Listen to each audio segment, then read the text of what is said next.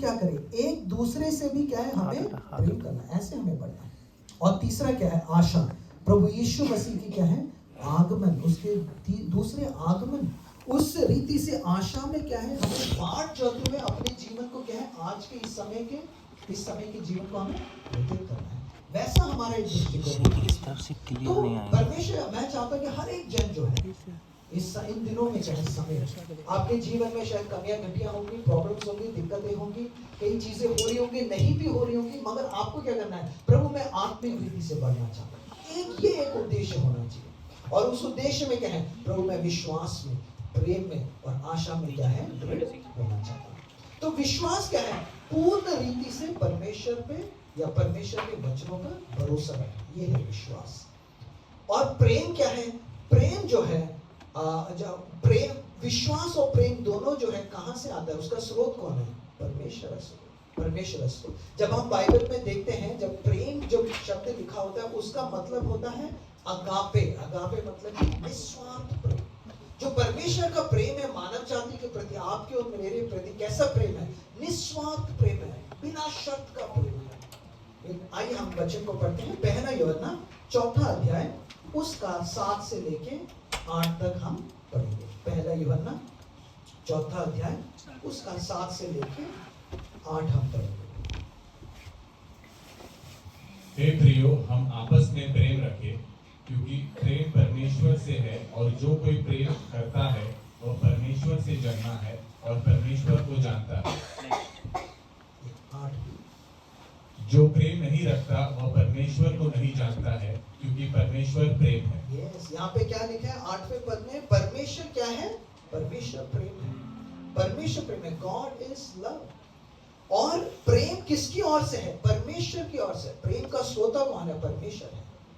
तो जब हम इस परमेश्वर को अपने जीवन में क्या है, ग्रहण कर लेते हैं, इस प्रेम को क्या है, अपना लेते हैं, तो हमारे अंदर किसका प्रेम आ गया है, परमेश्वर का। और इस वजह से क्या है, हम परमेश्वर से भी प्रेम कर पा रहे हैं और एक दूसरे से भी हम प्रेम कर पा रहे हैं। कई बार हम परमेश्वर से और एक दूसरे से क्यों नहीं प्रेम कर पा रहे, क्योंकि उस परमेश्वर के प्रेम को क्या है, हमने अनुभव नहीं किया है, उसको जाना नहीं, उसकी गहराई को नहीं समझा है, जिसकी वजह से क्या है, हम प्रभु में नहीं पढ़ रहे, उसके साथ प्रेम संबंध में नहीं पढ़ पा रहे, जिसकी वजह से हमारा संबंध उसके साथ हिला हुआ है। जब उसके साथ हमारा संबंध हिल जाता है या थोड़ा गड़बड़ी हो जाता है, तो क्या होता है, एक दूसरे के साथ प्रेम संबंध में भी क्या है, दिक्कत आने लग जाती है, प्रॉब्लम्स आती है। देखिए परमेश्वर ने हमसे कैसा प्रेम किया है, 9 और 10 पढ़े, क्या लिखा है, जो प्रेम परमेश्वर हमसे रखता है वह इससे प्रकट हुआ कि परमेश्वर ने अपने इकलौते पुत्र को जगत में भेजा है कि हम उसके द्वारा जीवन पाए। प्रेम इसमें नहीं कि हमने परमेश्वर से प्रेम किया, पर इसमें है कि उसने हमसे प्रेम किया और हमारे पापों के प्रायश्चित के लिए अपने पुत्र को भेजा। यस, परमेश्वर का प्रेम यहाँ पे दिखा, प्रकट हुआ है। परमेश्वर ने हम जानते हैं, परमेश्वर ने क्या अपने प्रेम को क्या है, प्रकट किया, दिखाया, एक्शन के द्वारा, कार्य के द्वारा, क्रिया के द्वारा। कैसे, वो स्वर्ग छोड़कर इस संसार में आ गया, पूरे मानव जाति के, आपके और मेरे लिए क्या है, वो क्रूस पे उसने अपना जीवन दिया और उसने हमसे प्रेम किया और हमारे प्रायश्चित के लिए अपने पुत्र को भेज दिया। पिता ने क्या है, पुत्र को भेजा और पुत्र ने जो है मानव जाति के उद्धार के लिए कार्यों को किया। तो परमेश्वर का प्रेम जब हम बाइबल में वचन में पढ़ते हो, कैसा प्रेम है, निस्वार्थ, अगापे, बिना शर्त का प्रेम है। ऐसा ही प्रेम जो है हमारे जीवन में जब हम परमेश्वर का अनुभव करेंगे, ऐसा ही प्रेम हमारे जीवन से भी क्या है, झलकना चाहिए, हमारे हर एक संबंधों में झलकना चाहिए, हर क्षेत्र में क्या है, ये झलकना चाहिए। हम इस प्रेम में कैसे बढ़ सकते हैं, हमने जाना परमेश्वर प्रेम है, प्रेम का श्रोता वो है, परमेश्वर ने अपने प्रेम को दर्शाया है। जब हम क्रूस की ओर देखते हैं, उसका प्रेम हमें दिखाई देता है। हम कैसे इस प्रेम में बढ़ सकते हैं, सबसे पहले इस प्रेम को क्या है, हमें अपने जीवन में ग्रहण करना है। इसका मतलब क्या है, यीशु मसीह को अपने जीवन में बुलाना है, यीशु मसीह को अपने उद्धारकर्ता, स्वामी, प्रभु के रूप में क्या है, आपको अनुग्रहण करना है या आपको ग्रहण करना है, कबूल करना है, कहना है कि यीशु मसीह मेरे जीवन में आ जा। तो परमेश्वर आपके जीवन में आके वास करता है। जब परमेश्वर आपके जीवन में आ जाता है तो क्या होता है, आप परमेश्वर से प्रेम कर पाते हैं। एक वचन हम पढ़ते हैं, रोमियो 5:5, रोमियो की पत्री 5वां अध्याय 5वां पद।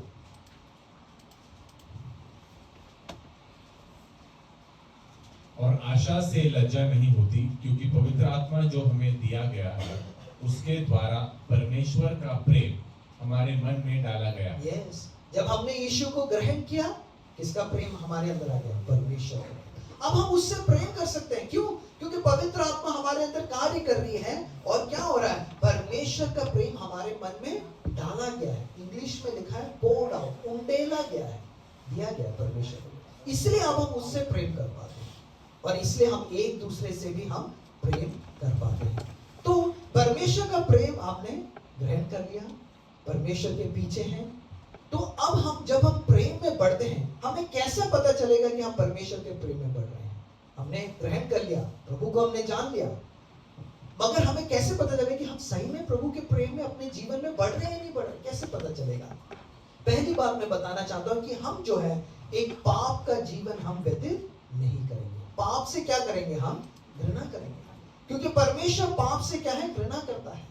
इसलिए हम भी, जब परमेश्वर का प्रेम हमारे अंदर होगा तो क्या होगा? जैसे परमेश्वर की इच्छा है, योजना है, परमेश्वर चाहता है, वैसे ही हम एक जीवन व्यतीत करेंगे। हम पाप नहीं करेंगे। आइए हम वचन पढ़ते हैं। पहला यूहन्ना 3 अध्याय, उसका 6 से 8 हम पढ़ सकते हैं। पहला यूहन्ना 3 अध्याय, उसका 6 से 8। जो कोई उसमें बना रहता है वह पाप नहीं करता।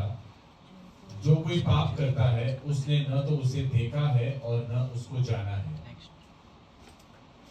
हे बालकों, किसी के भरमाने में न आना। जो धर्म के काम करता है वह उसकी नाई धर्मी है। जो कोई पाप करता है वह शैतान की ओर से है, क्योंकि शैतान आरंभ ही से पाप करता आया है। परमेश्वर का पुत्र इसलिए प्रकट हुआ कि शैतान के कामों को नाश करे। यस, परमेश्वर का वचन क्या कहता है? जो कोई उसमें बना रहता है, प्रभु में उसने जन्म लिया, नया जन्म हुआ, परमेश्वर को ग्रहण किया, प्रभु में आ गया। अब क्या करना है? हमें किसमें बने रहना है? जो प्रभु में बना रहता है, मसीह के साथ चल, परमेश्वर के साथ एक घनिष्ठ संबंध में जो चल रहा है, वो क्या नहीं करता? वो पाप नहीं करता। वो पाप से, उसको पाप से घृणा आती है। वो एक पवित्रता के जीवन के लिए क्या है? उसने अपने जीवन को समर्पित कर दिया है। इसलिए इस प्रकार लिखा है कि जो कोई पाप करता है वो शैतान की ओर से, वो किसकी अगुवाई में चल रहा है? शैतान की अगुवाई में चल रहा है। मगर परमेश्वर क्या कह रहा है? परमेश्वर कह रहा है कि परमेश्वर का पुत्र इसलिए प्रकट हुआ कि शैतान के कामों को नाश करे। परमेश्वर ने क्रूस पे शैतान के कामों को नाश कर दिया है। प्रभु ने हमें छुटकारा, आजादी दे दिया है। मगर फिर भी कई बार क्या है? हम बंधनों में पड़े हुए हैं। क्यों बंधनों में हम पड़े रहते हैं? क्योंकि हम पाप में जीवन व्यतीत कर रहे हैं। क्यों? क्या हम सोच और गलत चीजों में अभी भी फंसे पड़े हुए हैं? क्यों ऐसी चीजों से हम अभी भी बाहर नहीं आ पा रहे? क्यों? क्योंकि हमारा जीवन क्या है? पाप में जीवन है। जो परमेश्वर के प्रेम में बढ़ रहा है, उसका जीवन कैसे होगा? वो पाप से क्या है? घृणा करेगा। दूसरा क्या है? दूसरा हमने देखा था, जो परमेश्वर के साथ प्रेम संबंध में बढ़ रहा है, उसके जीवन में कैसे होगा? वो परमेश्वर की आज्ञाओं को क्या है? वो मानेगा, उसकी आज्ञा के हिसाब से चलेगा। हाँ, पाप नहीं कर रहा है, एक अच्छी, ठीक है, बात सही है, मगर क्या करेगा? वो परमेश्वर की आज्ञाओं को भी मानेगा। प्रभु क्या चाहता है? परमेश्वर की इच्छा क्या है? परमेश्वर की योजना क्या है उसके जीवन में? वो जानकर, परमेश्वर के वचनों को जानकर, वायदों को जानकर, उसके आज्ञा पालन में उसका एक जीवन होगा। आइए हम पढ़ते हैं पहला यूहन्ना 5वां अध्याय और उसका 3 पद। क्या लिखा है? क्योंकि परमेश्वर से प्रेम रखना यह है कि हम उसकी आज्ञाओं को माने, और उसकी आज्ञाएं कठिन नहीं। हाँ, परमेश्वर से जो प्रेम रखता है वो क्या करता है? उसकी आज्ञाओं को मानता है। उसके लिए परमेश्वर की आज्ञाएं कठिन नहीं है, बोझ के समान नहीं है। प्रभु बोलते हैं ये करना है, ये बातों को ध्यान रखना है। वचनों में इतनी सारी आज्ञाएं दी है, मगर उसके लिए कठिन नहीं है। बाइबल पढ़ना उसके लिए कठिन नहीं है, प्रार्थना करना कठिन नहीं है, आराधना करना कठिन नहीं है, संगति करना कठिन नहीं है, झूठ नहीं बोलना लिखा हुआ है वो उसके लिए कठिन नहीं है, क्रोध नहीं करना वो उसके लिए कठिन नहीं है। क्यों? उसके लिए वो बोझ के समान नहीं है, क्योंकि वो परमेश्वर से प्रेम करता है। वो उसकी आज्ञाओं में चलना चाहता है, क्योंकि वो किसके लिए जी रहा है? वो परमेश्वर के लिए जी रहा है। वो अपने प्रभु परमेश्वर को क्या है? अपना जीवन प्रसन्न करना चाहता है। वो किसी और को प्रसन्न नहीं करना चाहता। वो स्वयं के लिए नहीं जी रहा है, वो परमेश्वर के लिए जी रहा है। तो जो व्यक्ति प्रभु के प्रेम में बढ़ रहा है, वो क्या करेगा? वो परमेश्वर की आज्ञाओं को भी मानेगा। तीसरा क्या है? तीसरा यह है, जो व्यक्ति परमेश्वर के प्रेम में बढ़ रहा है, कैसे पता चलेगा? वो एक दूसरे से भी क्या करेगा? प्रेम करें। एक ये बहुत महत्वपूर्ण है।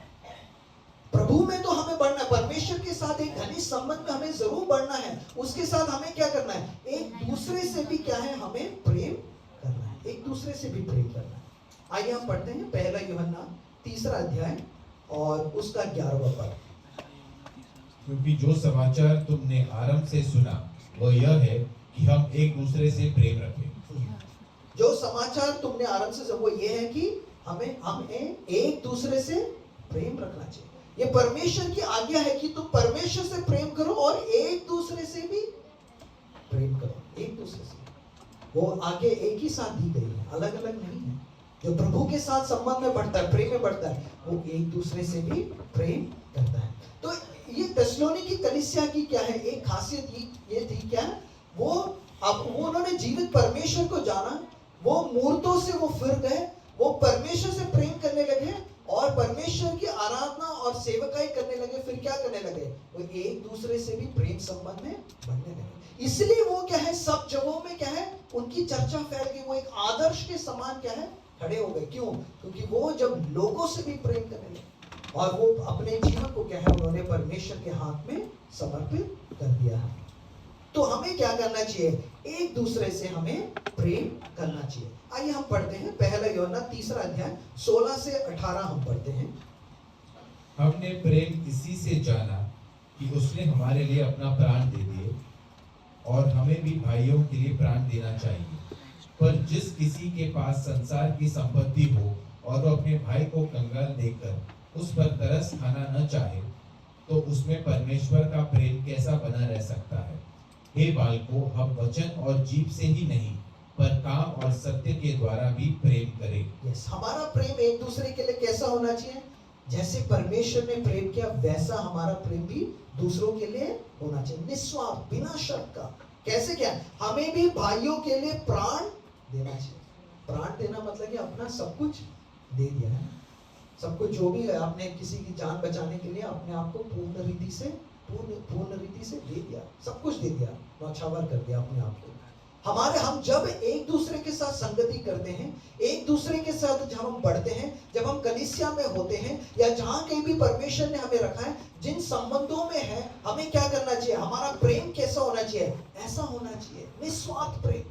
दूसरों के लिए खड़े रहना चाहिए, दूसरों को प्रोत्साहन करना चाहिए, दूसरों को मदद करना चाहिए। केवल आर्थिक रीति से नहीं, केवल एक फोन कॉल के द्वारा भी आप दूसरों को प्रोत्साहित कर सकते हैं, एक प्रार्थना के रूप में आप प्रोत्साहित करते हैं, एक वचन देकर, अगर कोई बीमार है उससे मिलने चाहते हो, उससे ऐसे प्रोत्साहित कर सकते हो। तो इस रीति से क्या है, हमें कार्यों को करना है, ताकि वो क्या दर्शाता है कि हम परमेश्वर के प्रेम में क्या है, हम बढ़ रहे हैं। क्योंकि परमेश्वर के प्रेम में हम बढ़ रहे हैं, परमेश्वर के लिए हर एक जन क्या है, बहुमूल्य है। जैसे आज रोशन भाई ने यूहन्ना की पुस्तक से पढ़ा, परमेश्वर ने क्या है, उस निनवे के लोगों के ऊपर तरस खाया। यूहन्ना जाने के लिए तैयार नहीं था, मगर परमेश्वर ने फिर भी उसको धक्का देके उसको भेजा। वो वहां गया, वचन सुनाया, परमेश्वर ने वहां पे बड़ा अद्भुत कार्य किया। और क्या, परमेश्वर कहता है कि मैं इनके ऊपर तरस खाता हूं। परमेश्वर तरस खाने वाला परमेश्वर है। तो परमेश्वर जिस रीति से लोगों को देखता है, उस रीति से हमें देखना है। इसलिए 18वां पद कहता है, हे बालकों, हम वचन और जीभ ही से नहीं पर काम और सत्य के द्वारा भी प्रेम करें। केवल बोले ना कि हम क्या है, हम खड़े हैं, नहीं, हमें क्या करना है, अपने जीवन के द्वारा, अपने एक्शन, कामों के द्वारा क्या है, अपने प्रेम को हमें प्रकट करना है। आइए हम वचन की ओर जाते हैं। पहला कोरिन्थियों 13वां अध्याय, पहला कोरिन्थियों 13वां अध्याय, उसका हम 4 से लेकर 7 तक पढ़ेंगे।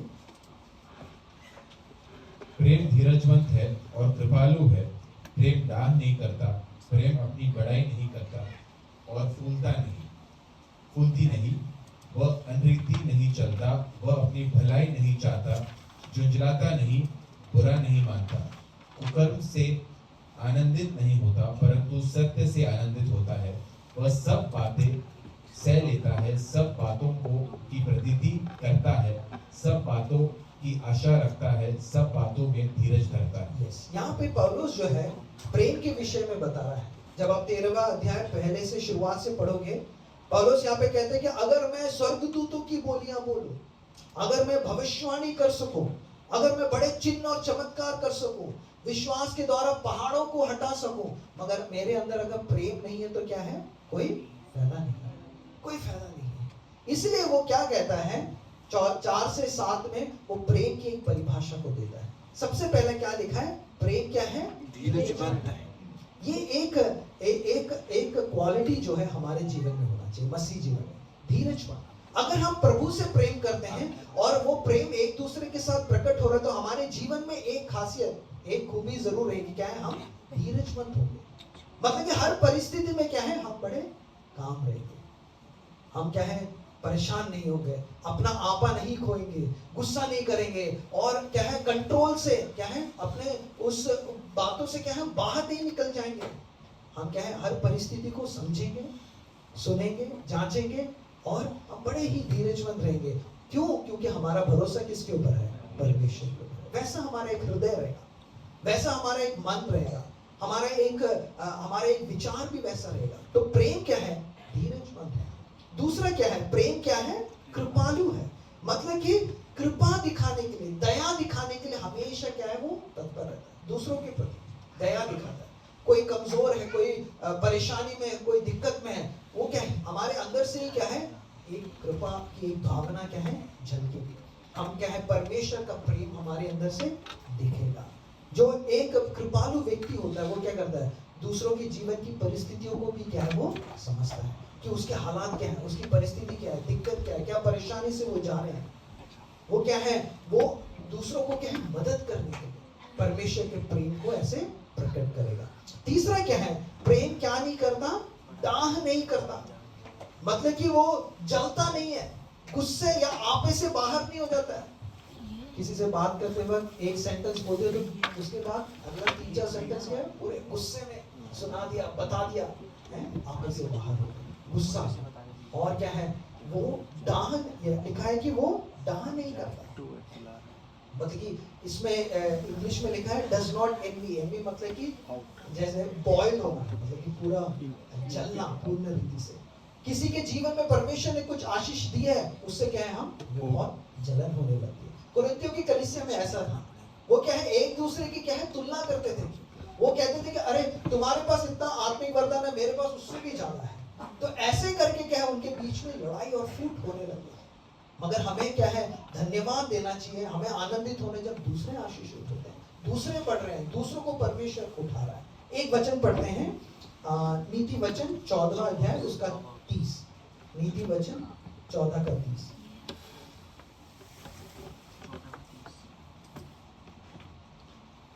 शांत मन तन का जीवन है, परंतु मन के जलने से हड्डियां भी जल जाती है। शांत मन क्या है? तन का जीवन।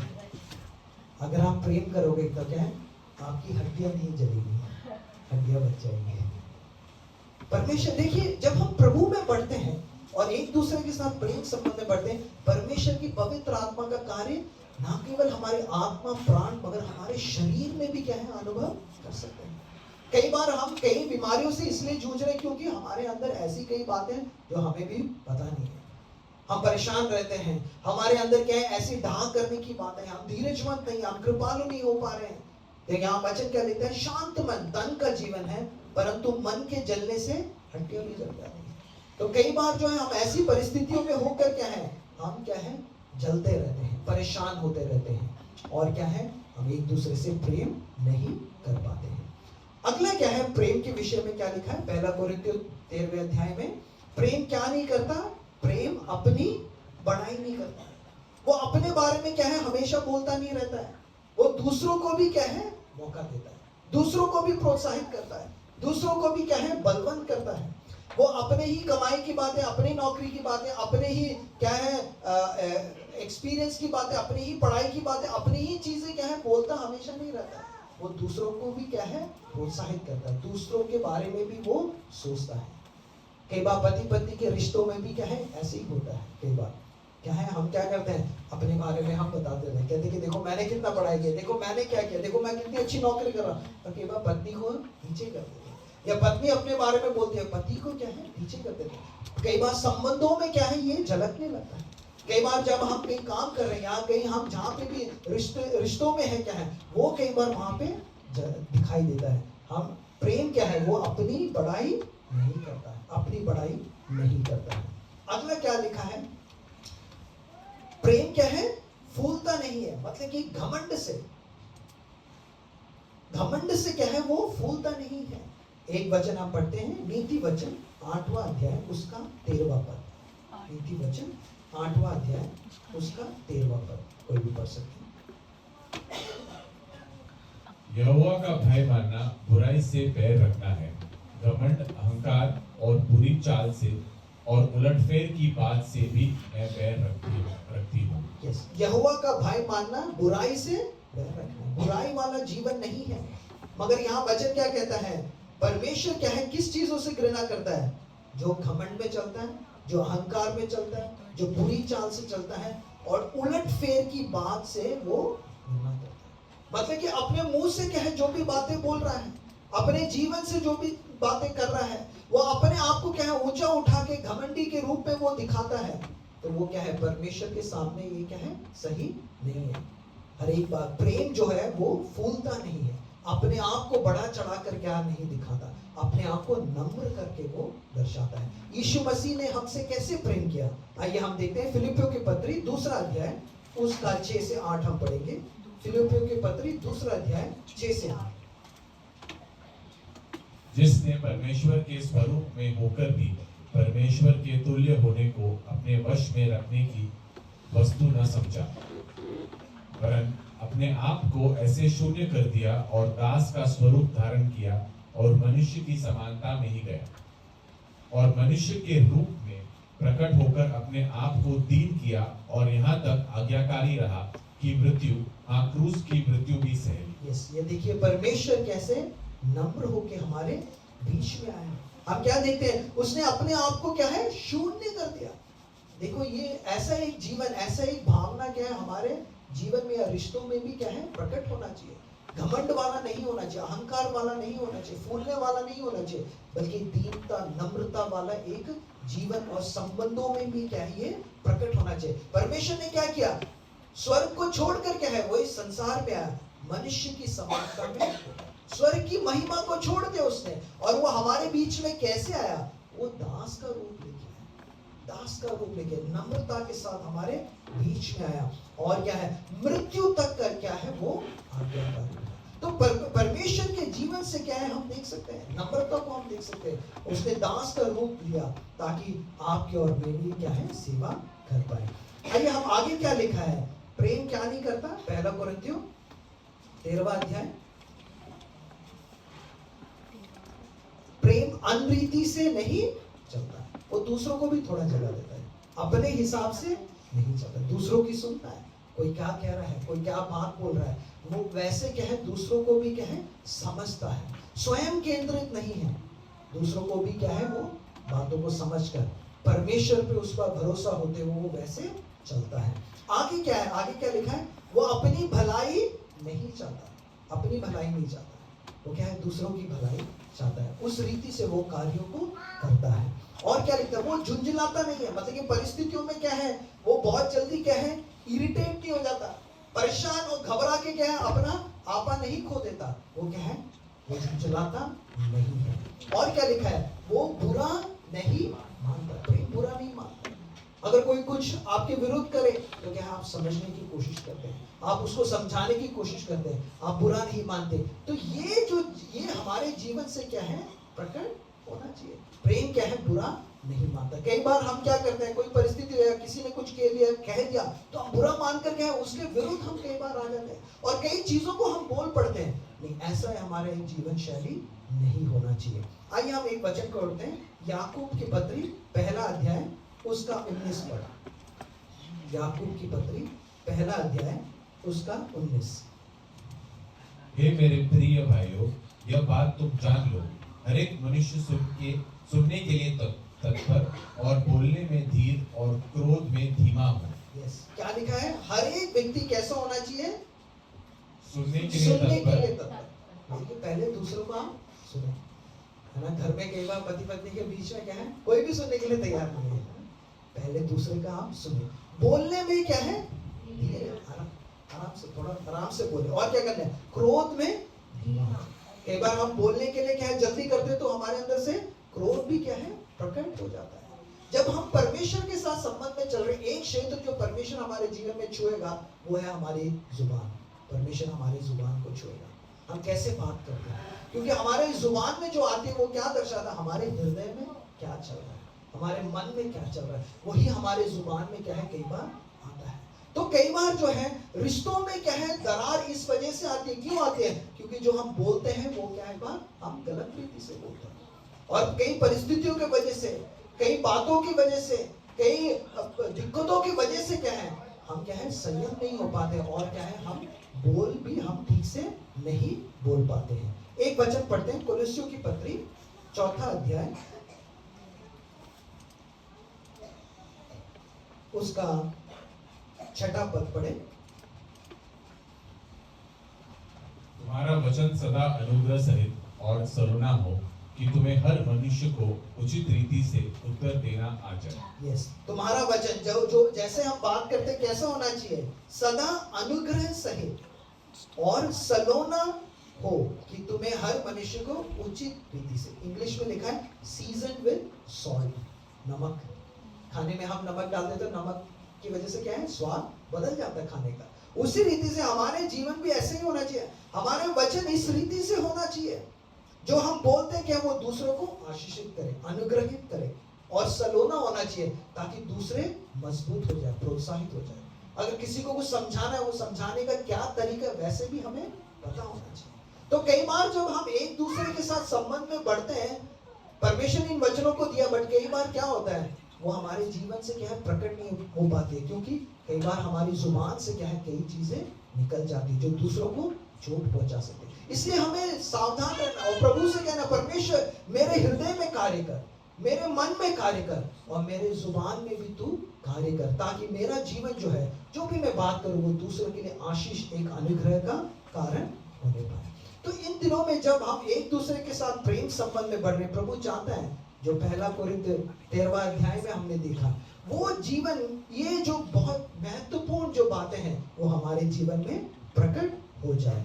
वचन आगे जब आप पढ़ोगे वहां लिखा है, प्रेम जो है कुकर्म से आनंदित नहीं होगा, परंतु सत्य से आनंदित होता है। वो सब बातें सह लेता है, सब बातों की प्रतीति करता है, सब बातों की आशा रखता है, सब बातों में वो धीरज धरता है, प्रेम कभी टलता नहीं है। मैं आपको बताऊं, ये जो 4 से लेके जो 7 ये आयतें हैं, ये मेरे जीवन में मैंने देखा है होते हुए, क्योंकि आप सबको मेरे जीवन की गवाही पता है। 2011 में मेरी पत्नी के साथ ब्रेन हैमरेज हुआ, और उसके जीवन, हमारे जीवन में बहुत सारी मुश्किलें हुई, और मुझे ये सारी चीजें क्या है सीखनी भी पड़ी और लागू भी करना पड़ा, क्योंकि वो खाना बना के आती थी, रोटी बना दी, फिर क्या है सब्जी भूल गई बनाना है, तो ऐसे तो मुझे क्या करना पड़ता है, धीरजमंद होना पड़ता है। तो कई बार जो है ना परमेश्वर हमारे जीवन में ऐसी परिस्थितियां लेके आता है, जिससे क्या है हम परमेश्वर के वचन के आज्ञा पालन में हम जी सकते हैं। मैंने इन बातों को अपने जीवन में होते हुए देखा, और मैं चाहता हूं कि हमारे जीवन में क्या है इन बातों को हम प्राथमिकता दें, इन क्या है गुणों को अपने जीवन में हम अनुकरण करें, लागू करें, और तब हम एक दूसरे के साथ क्या है प्रेम संबंध में हम बढ़ पाएंगे, और परमेश्वर की योजना जो है वो पूरी होगी हमारे द्वारा, क्योंकि प्रेम जो है कभी टलता नहीं है, प्रेम कभी टलता नहीं। तो परमेश्वर से प्रेम करना है, और हमें एक दूसरे के साथ भी प्रेम संबंध में बढ़ना है। जब हम कलीसिया में आते हैं, जब हम नौकरी में जाते हैं, पति पत्नी के संबंध में, आपके बच्चों के साथ के संबंध में, और हर क्षेत्र में क्या है, ये ऐसा गुण जो है आपके जीवन से झलकना चाहिए।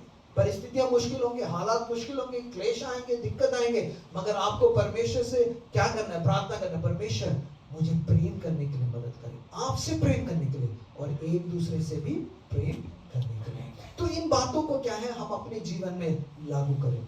एक आखिरी चीज मैं बताना चाहता हूं कि हमें कैसे पता है कि हम परमेश्वर के साथ प्रेम संबंध में बढ़ रहे हैं। एक चौथी बात वो क्या है, एक दूसरे के साथ संगति के लिए क्या है हम प्रोत्साहित होंगे। हमारे अंदर क्या है संगति के लिए एक हम प्राथमिकता हम देंगे। एक वचन पढ़ते हैं, इब्रानियों की पत्री 10वां अध्याय उसका 24 और 25।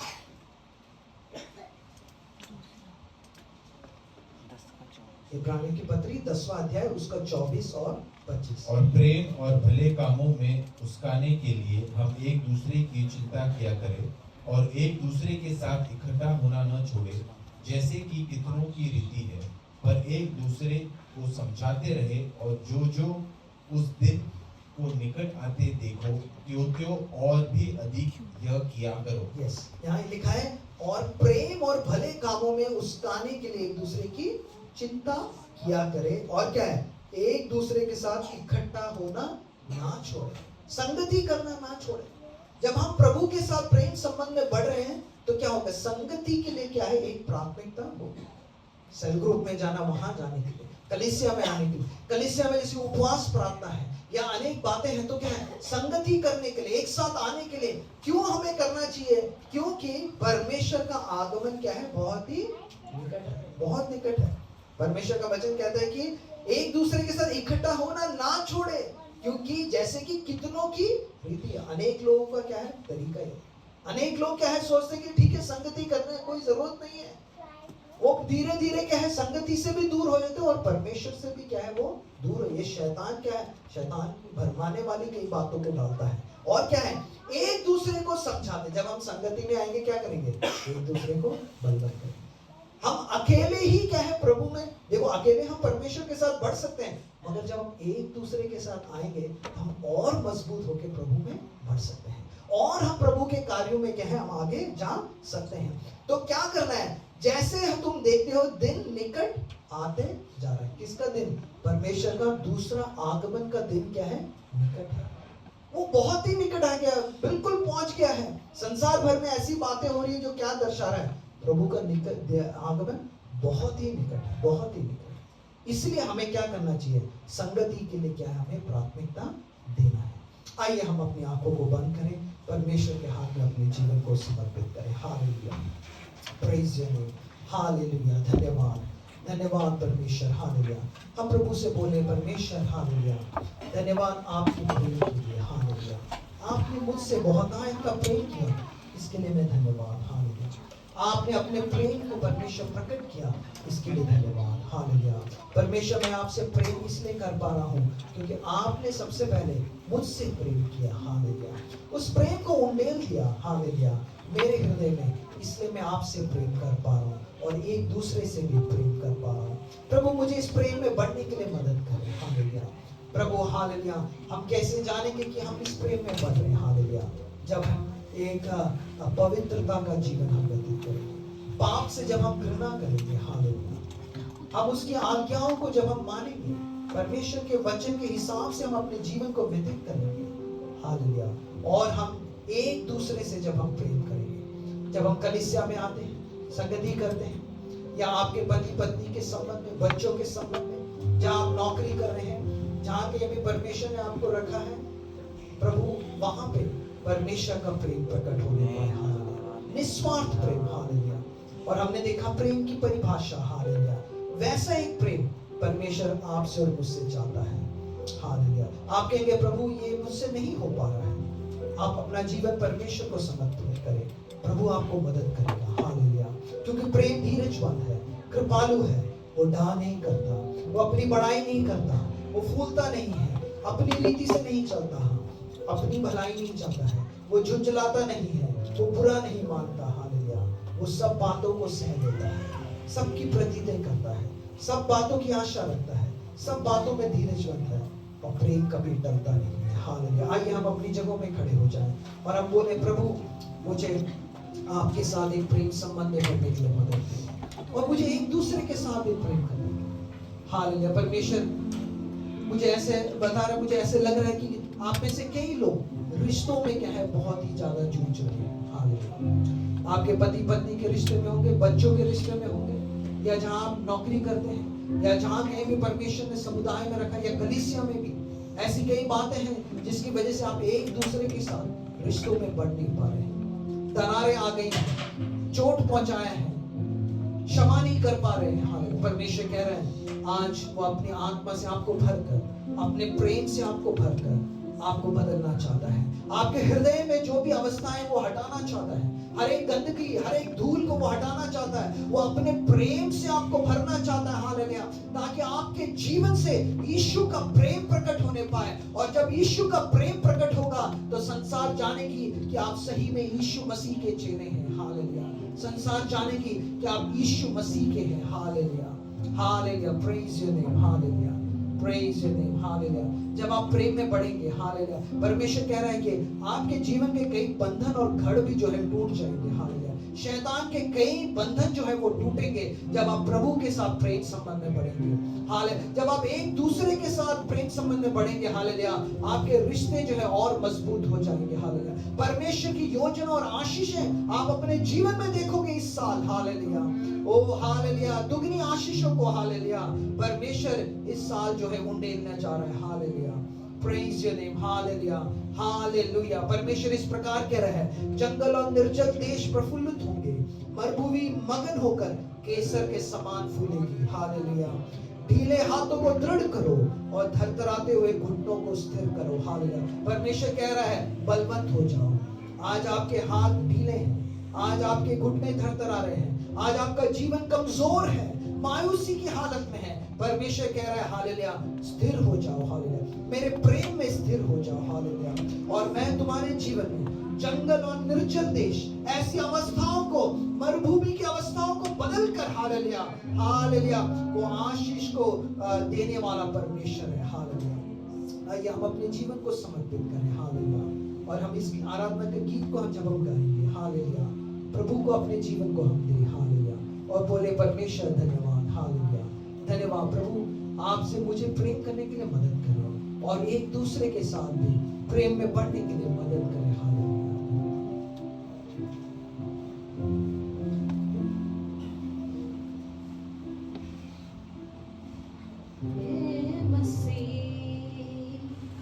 तुझसे अरमान करो, ऐ मसीह तुझसे अरमान करो।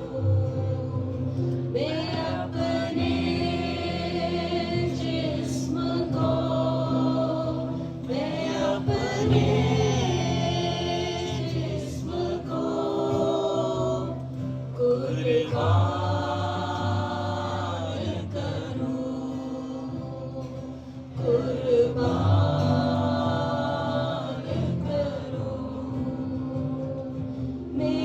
चलना बोलना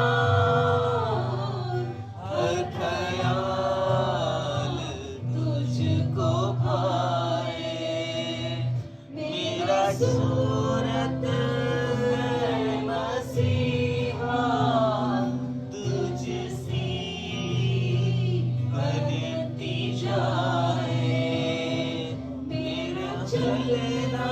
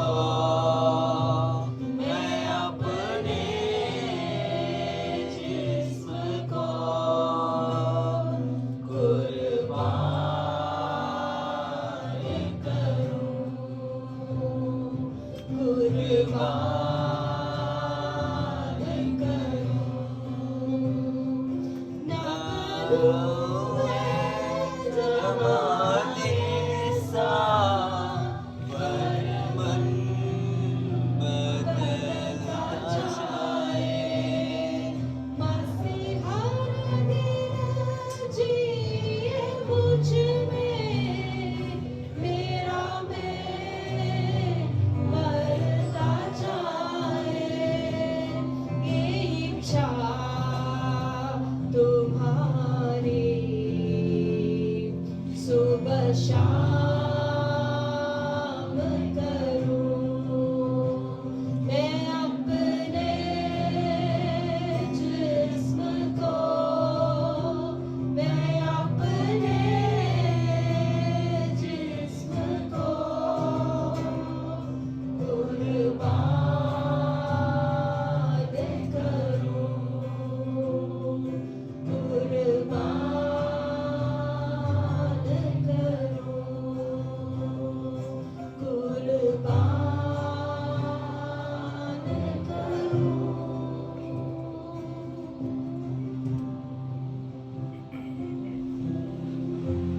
प्रेज द लॉर्ड, हालेलुया। आइए मिलकर प्रार्थना करें। Hallelujah, praise the Lord, hallelujah. धन्यवाद देते हैं प्रभु, हालेलुया, आपके शुद्ध वचन के लिए प्रभु, hallelujah. Praise the Lord, hallelujah. प्रभु आपने हमें चुना प्रभु, हालेलुया, अपना बेटा और बेटी बनाया प्रभु, हालेलुया। हम प्रार्थना करते हैं प्रभु, आज के वचन के सामने प्रभु अपने आप को समर्पित करते हैं प्रभु, हालेलुया। Praise the Lord. जैसे हमने सुना प्रभु, हालेलुया, विश्वास, प्रेम और आशा में हम बढ़ते जाएं प्रभु। जैसे थिस्सलुनीकियों की कलीसिया प्रभु, हालेलुया, उनके विश्वास के कार्यों की चर्चा प्रभु अनेकों जगह खाया तक सुनाया गया प्रभु, हालेलुया।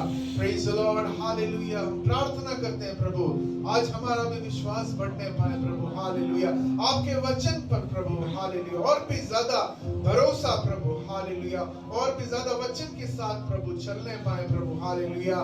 पिछले सालों की तरह नहीं प्रभु, एक नए उमंग के साथ प्रभु, नए बल के साथ प्रभु, पवित्र आत्मा की अगुवाई में प्रभु, हालेलुया। कलीसिया प्रभु आपके वचन में प्रभु, आपके विश्वास में बढ़ने पाए प्रभु, हालेलुया। जैसे हमने आज सुना प्रभु, हालेलुया, जैसे आपने हमसे प्रेम किया उस अगापे प्रेम में प्रभु, हालेलुया, हमें बढ़ाए प्रभु, हालेलुया। पवित्र आत्मा के जो हाले फल है वो हमारे अंदर, हालेलुया, पाए जाएं प्रभु, हालेलुया। Praise the Lord. आपकी कलीसिया उन फलों में फलवंत हो जाए प्रभु, hallelujah. Praise the Lord, hallelujah.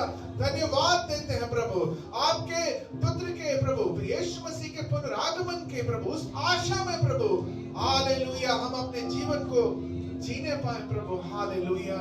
संसार और इसकी अभिलाषाएं प्रभु जाती रहती हैं प्रभु, हालेलुया। प्रेज द लॉर्ड प्रभु, हालेलुया। धन्यवाद प्रभु, हालेलुया। आपके दास के लिए भी धन्यवाद देते हैं प्रभु, मुतायद से प्रभु उनको आशीष और अभिषेक करें प्रभु, हालेलुया। प्रेज द लॉर्ड, और भी ज्यादा इस्तेमाल करें प्रभु, हालेलुया। धन्यवाद देते हैं प्रभु, hallelujah. Thank you Lord, hallelujah. इस प्रार्थना को प्रभु यीशु मसीह के नाम से मांगते हैं प्रभु, हालेलुया। अब हमारे पिता का प्रेम प्रभु, यीशु मसीह का अनुग्रह और पवित्र आत्मा की सहभागिता हम सब के साथ हमेशा के लिए बनी रहे। Thank you Lord. कृपया बैठ जाएं।